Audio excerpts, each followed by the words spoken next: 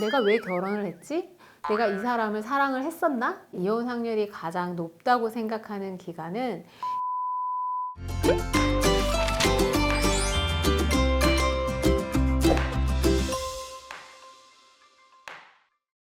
안녕하세요. 굿로이어 이미숙 변호사입니다. 변호사님, 이혼 전문 변호사를 13년이나 하고 계시잖아요.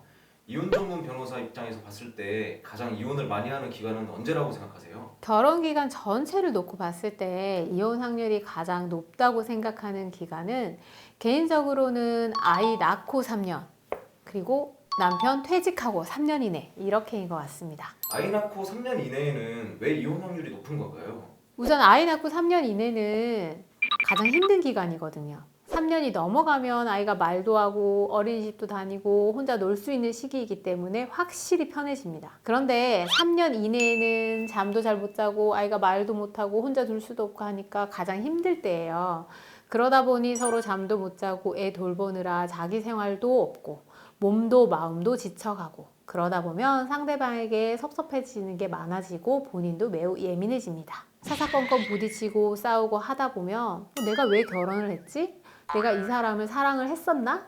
이런 생각이 들죠. 상담할 때 남자분들이 우울하다, 행복하지 않다 이런 얘기들을 정말 많이 하세요. 남자는 사랑과 관심을 뺏긴 것도 있고 또 일 끝나고 집에 가도 주말에도 집에서 쉴 수가 없는 거예요. 집이 더 이상 쉼의 공간이 아닌 거죠. 퇴근해서 집에 가면 아내는 하루 종일 나만 목 빠져라 기다렸다가 섭섭한 감정 토로하고 아니면 당연히 남은 육아를 남편 몫이라고 생각하고 전적으로 맡겨버리고 하니까 남편도 힘든 거죠. 반면에 아내는 하루 종일 잠도 못 자고 얽매여서 자기 생활도 없고 너무 답답하고 힘든 건데요. 그러다가 외도를 하기도 하고 아니면 수시로 싸우고 하다 보면 서로 대화도 없고 점점 멀어지고 이혼을 결심하게 됩니다. 특히 이때 남자들이 다 비슷하게 얘기를 해요.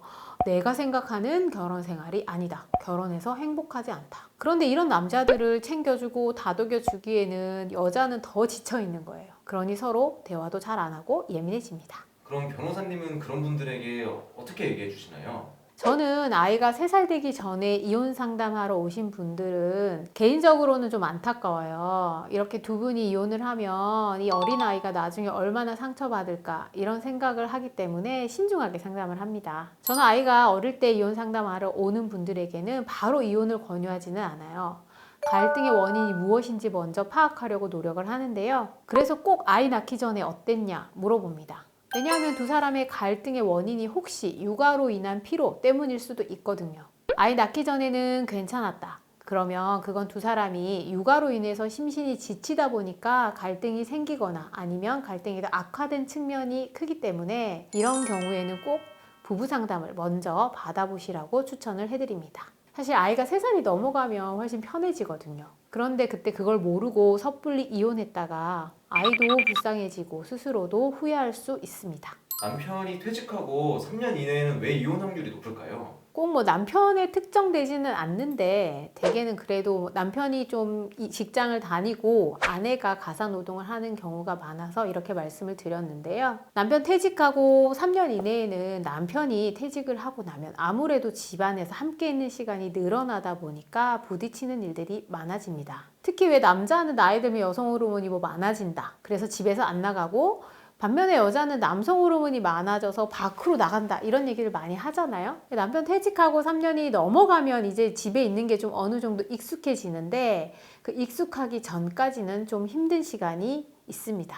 이 경우에 어느 날 갑자기 갈등이 생긴 경우보다는 그 전에 갈등이 있었는데 아이들이 학교 다닐 때는 이혼하고 싶어도 참다가 아이들이 대학교에 들어가거나 졸업을 하면 그때 이혼을 선택하는 경우도 많습니다. 제가 했던 사건은 아내분이 아이들 데리고 해외로 조기 유학을 갔거든요. 그래서 10년간 아이들 공부시키고 살다가 막내가 대학교 딱 졸업하자 한국으로 돌아와야 할 때가 되니까 그때 이혼소장을 날린 사건도 있었습니다. 10년간 오매불만 기러기 아빠 생활하면서 아내가 돌아오기만을 기다렸던 남편은 큰 충격을 받았는데요. 하지만 아내분은 남편이 같이 살 때 너무 폭군처럼 굴어서 힘들었다고, 다시는 그 생활로 돌아가고 싶지 않다고 이혼 의사가 확고하다고 하시더라고요. 이런 경우는 사실 오랫동안 참다가 이혼하러 오는 경우가 대부분이기 때문에 재판상 이혼 사유가 있으면 말리지는 않습니다.